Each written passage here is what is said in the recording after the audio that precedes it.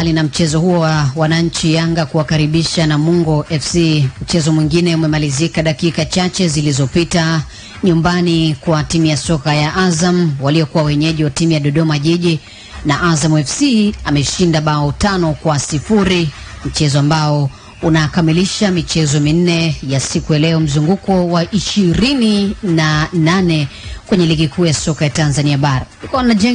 Tunacheka hapa namna ambavyo mashabiki wanamzungumzia, wanatuma salamu kwa viongozi.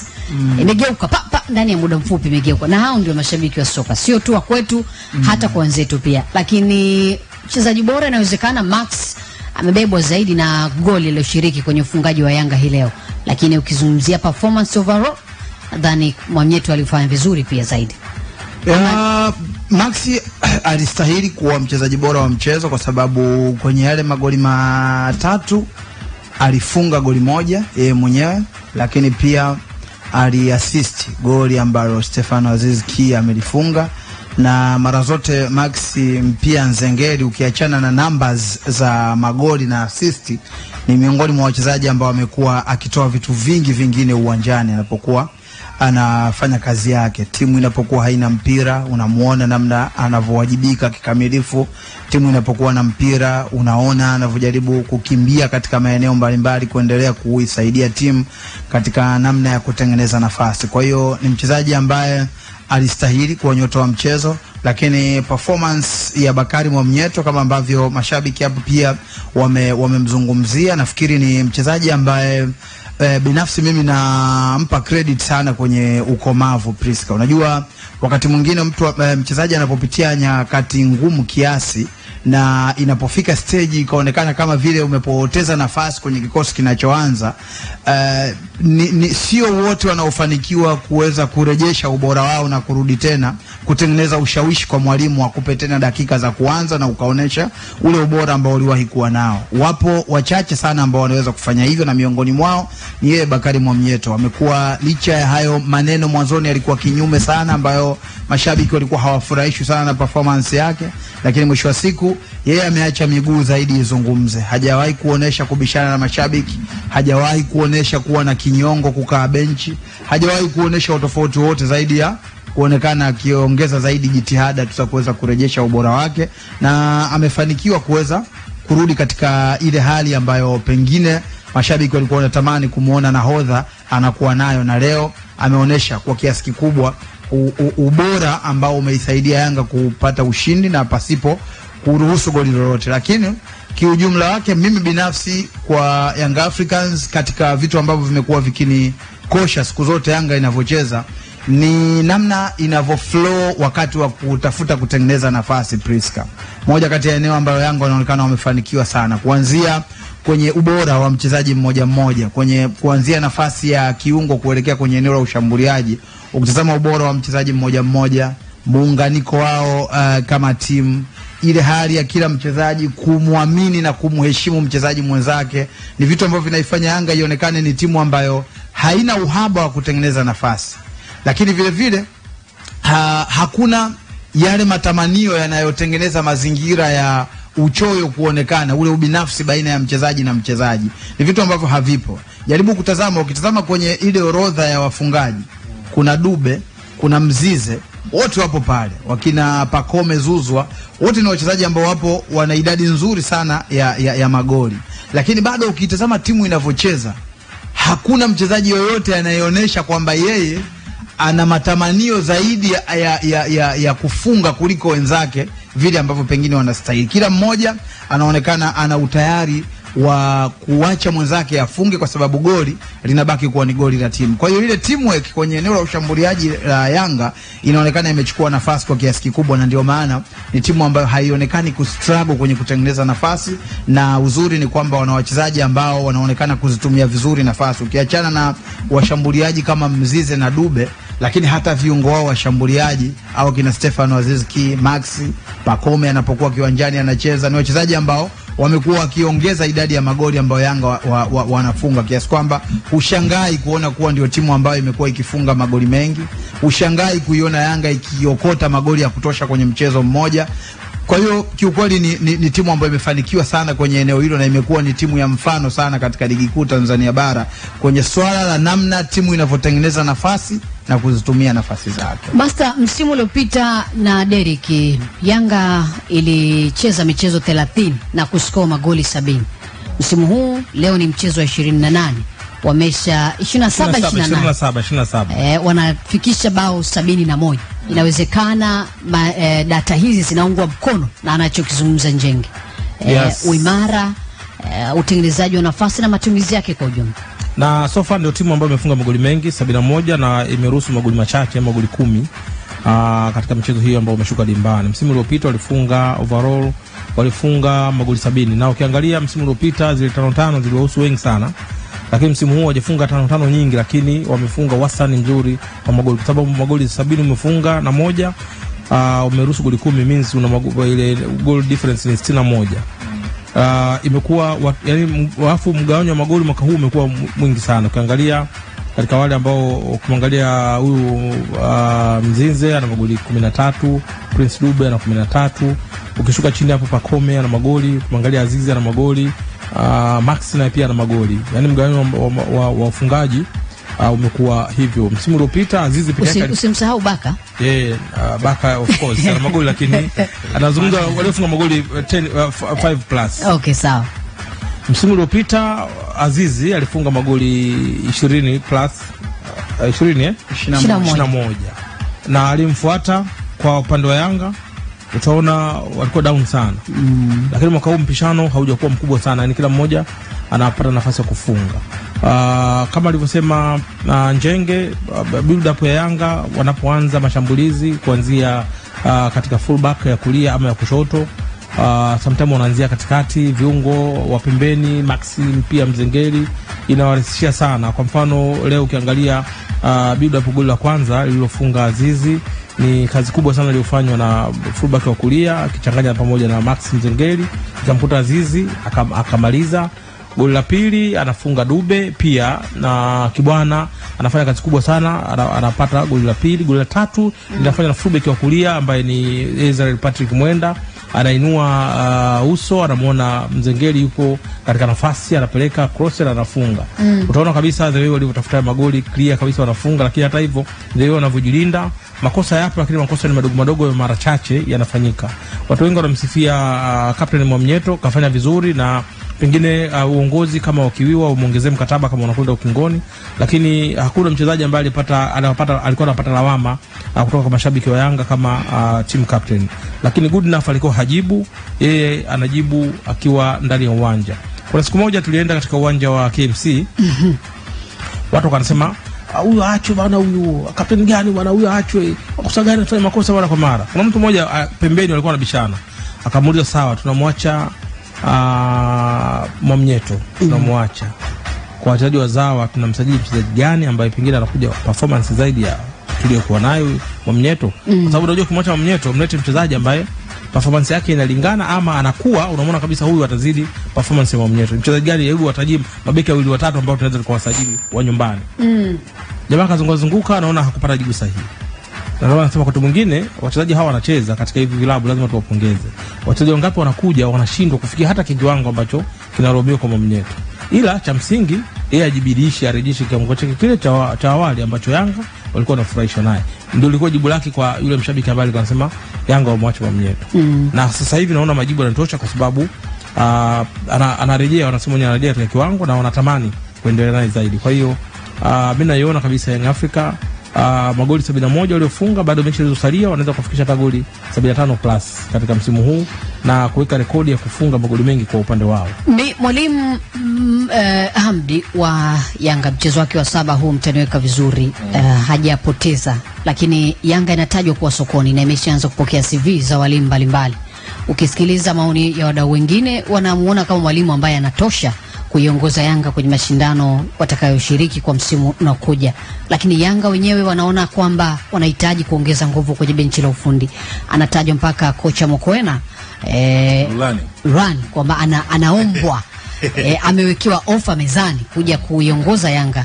Nini mtazamo wako kuhusu mwalimu huyu na Yanga na malengo yake kwa ujumla msimu ujao, ikiwemo mashindano ya kimataifa? Yanga sio timu ya mradi.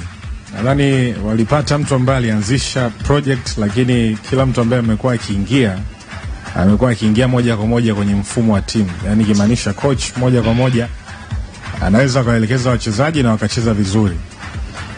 Project ambayo ilitengenezwa na Nabi, akairithi Gamondi, wote wakafanya vizuri na wakachukua mataji. Akaja Sid Ramovic, alianza vibaya, shaky season. Mechi za mwanzoni zile kimataifa dhidi ya Al Hilal, lakini baadaye timu ikaingia kwenye winning ways. Ameondoka Sid Ramovic, ameingia Milud Hamdi. Timu bado inashinda. Kwenye michezo 7 yote kashinda. Na kabla ya Milud Hamdi kuna michezo mingine 2 walishinda back to back consecutive ya ligi kuu.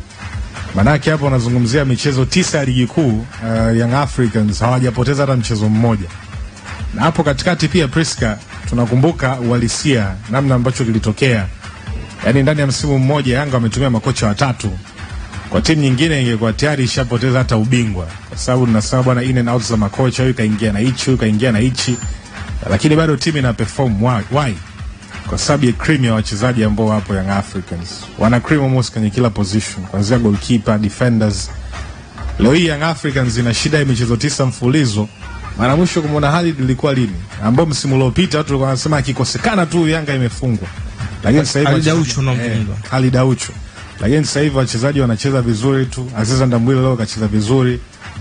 Hata akipata nafasi Duke Abuya wanacheza vizuri. Kwa hiyo ni ile arrogance ama luxury ya kuwa na squad ambayo imejaa wachezaji wenye quality A to Z. Uenda kocha ni final piece ya kwenye puzzle. Lakini kiwalisia sidhani kama umuhimu wa kocha utauona kwenye mechi za ligi kuu. Hata mimi mwenyewe binafsi nadhani makocha wengi hapa Tanzania, especially waliofundisha hivi vilabu kwa miaka hivi karibuni, waliopata heshima sana ni ambao wamefanikiwa na hivi vilabu kwenye hatua kubwa za kimataifa. Kwa mfano Simba, Patrick Osems, heshima yake kaijenga kimataifa. Young Africans, Nabi, heshima yake pamoja na Gamondi. Tena Gamondi heshima yake kaijenga sana kimataifa, ndio maana ni ngumu kumsahau. Sid Ramovic pia naye alikuwa sema uwezo kusample size yake ilikuwa ni ndogo. Kwa hiyo nadhani kwenye mechi za ligi kuu kocha ana nafasi, lakini kwa ubora hii squad kila timu inaweza ikafungwa anytime. Angalia hata magoli ambayo alikuwa anafungwa leo Priska. Imagine goli alifungwa la Aziz Ki, mtu anapiga kisigino ndo shoot linapigwa. These guys maana yake mean business, na sio tu magoli. Msimu pia wana nafasi ya kuvuka idadi ya points ambazo walikusanya msimu uliopita. Msimu uliopita walimaliza na alama 82. 80 walimaliza na 80, walipoteza point. Okay, sawa, 80 kwa sababu walidraw 2 na walifungwa 2. Simba alikuwa na alama 69. Yeah. Sasa maana yake kwa hii michezo 3 ambayo imebakia Young Africans kumradhi, wanaweza wakamaliza na alama 82. Kwa maana yake wanaweza wakawa wamezidi alama 2 za msimu uliopita. Maana yake hii hapa tukisema tupime ipi imekuwa ni season bora kwa Young Africans, hii hapa ndo season bora. Licha ile setback ya Azam, setback ya Tabora United hivyo. Kwa mimi binafsi nadhani kocha yote anayepewa nafasi ya kuongoza hii squad ikiwa fit, wachezaji wakiwepo na wachezaji wakiwa na quality, kupata alama 3 it's given. Lakini ingekuwa kikosi kinahitaji vitu vingi, roli ya kocha ungeiona. Lori ya kocha ungeiona. Lakini nimalizie na unijibu swali langu. Ukimwona mwalimu wa sasa wa Yanga, wewe unaweza kumbakisha kwenye kikosi kama mwongozaji wa mashindano yajayo wa timu hiyo? Mimi nambakisha. Mimi binafsi nambakisha. Nina imani hapa amepata mechi kadhaa, hajapata msimu mzima, hajapata pre-season. Timu inafanya hivi. Imagine anapata pre-season, labda kuna maingizo ambaye atahitaji akaingia, maybe this squad inaweza ikawa better. Kwa hiyo kuonesha imani kwa ambacho amekifanya so far ni sahihi, ukampa nafasi na Milud Hamdi kuelekea msimu ujao. Kwa kawaida mwalimu ambaye ameingia kwenye timu katikati ya msimu, kitu pekee kinachoweza kumpa hukumu ya moja kwa moja inaweza ikawa ni matokeo ya uwanjani. Sawa.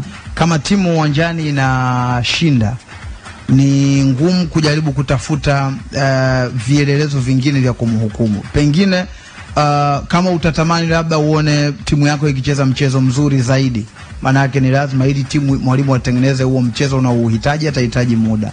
Lakini kama katika muda mfupi umempa kazi na akawa anakupa matokeo mazuri kiwanjani, maana yake ni mwalimu ambaye amefanya kazi yake effective kabisa. Kwa hiyo kwa Miloud nafikiri kama anahukumiwa anatakiwa labda kuondoka, labda ni kwa sababu pengine jukumu lake alilopewa awali ilikuwa ni la kuichukua timu kwa ajili ya kumalizia msimu. Baada ya kuwa amemaliza msimu, inawezekana klabu na mwalimu wakakubaliana, tukubali tumemaliza msimu, mwalimu ana project zake nyingine na klabu ilikuwa tayari na mipango yake mingine. Kwa hiyo haitoshangaza wakiamua kuachana naye, kwa sababu hujui nini ambacho wamekubaliana mara baada ya kupewa kazi mama ya kuhakikisha bwana utuongoze tumalizie huu msimu. Lakini kama kwenye kesi ya ushawishi wa matokeo ya kiwanjani, nafikiri amefanya kila kitu kwenye kuonesha ushawishi wa matokeo ya kiwanjani. Timu yake ina flow vizuri, timu yake inafunga magoli mengi ya tunayoyazungumza ni katika kipindi hiki ambacho yeye ndani ya muda mfupi amepewa kazi. Kwa hiyo yeye amefanya kila kitu kinachostahili kutengeneza ushawishi. Panapobakia ni maamuzi ambayo sio dhambi pia wenye timu wanapokiamua vinginevyo, kwa sababu hujui walishapanga nini pale ambapo yeye waliamua kumpa kazi ya kumalizia msimu na timu. Na kwa profile pia na profile kubwa, sababu ukiangalia ashawahi kucheza mpaka finali ya Champions League. Kwa hiyo ni mwalimu wa kaliba hiyo. Labda kama utamondoa pengine hana ule utupa tu, ndo hana, lakini uwanjani kuna kitu anakupa, na maanisha kwamba timu kucheza vizuri, matokeo yanayopata ya ushindi, na ni mwalimu wa mpira anaonekana, kwa sababu Young Africa wameondoka walimu wawili, kaja yeye, naona Yanga ni ile na flowing ni ile tena, wameongeza sasa hivi. Unajua Yanga wanacheza mpira wana relax, wanacheza mpira kwa relax. Hata ushindi wanaopata haudauti kuhusiana na ushindi walioupata. Kwa hiyo pengine hana ule utupa, ndio maana pengine kama watamwacha, kwa sababu yao Yanga walikuwa na malengo mengine tofauti, lakini kwa kile anachowapa Yanga, definitely kila timu walitamani kuwa naye mwalimu wa namna hiyo. Na pia unaweza kutuandikia maoni yako kupitia kwenye YouTube yetu kwa kile ambacho tunaendelea kukijadili hapa studio, hususan ligi kuu na mwendelezo wake, raundi ya 27 ikifanyika na 28 kwa baadhi ya timu. Na sasa naomba nikukumbushe tu kwamba Mchongo Pesa jackpot champion wa Mchongo Pesa, wakati ligi mbalimbali za mpira duniani zikiendelea kupata mabingwa wake kwa mwezi huu, sisi Mchongo Pesa tunaanza rasmi kuwapa makombe ya fedha na zawadi machampion wetu. Leo tunatoa shilingi milioni 200 kwa machampion wa mchongo 100, ikimaanisha kila champion atajishindia kiasi cha milioni 2. Uzuri ni kwamba ligi ya Mchongo Pesa hakuna bodi ya ligi wala hatuchezi. Ukishinda pesa inaingia papo hapo kwenye simu yako, na milioni 30 zitaenda kwa machampion wengine baadaye usiku kwenye Super Furahi Day Champion jackpot. Sasa jukumu lako ni moja tu, kushiriki katika usiku huu wa kuwapata machampion wa Mchongo Pesa, nawe ukiwa ni miongoni mwa wale ambao tumewateua. Cha kufanya ni kitu kimoja tu, kuweza kucheza kwa kiasi cha 1000 ya Kitanzania. Unapata nafasi ya kuweza kuwa miongoni mwa wale ambao wataondoka na kiasi cha fedha cha milioni 2 moja kwa moja kwenye simu yako ya mkononi kwa kutumia namba ya kampuni ya Mchongo Pesa 321333. Kumbukumbu namba ni neno pesa na kiasi ni shilingi 1000. Ibuka kuwa champion wa Mchongo Pesa usiku huu kwa kiasi cha 1000 tu fedha ya Kitanzania. Mitandao